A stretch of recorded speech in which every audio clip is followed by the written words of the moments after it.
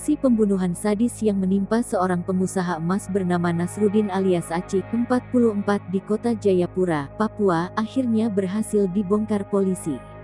Siapa sangka jika ternyata dalam pembunuhan keji yang viral di media sosial tanggal 28 Juni tahun 2021 lalu ini tak lain adalah istrinya sendiri. Dari hasil lidik Satuan Reskrim Polresta Jayapura Kota, diduga kuat motif pembunuhan lantaran cinta terlarang.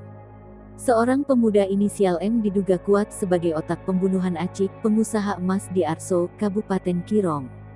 Pemuda tersebut merupakan kekasih gelap VLH, istri dari korban Acik.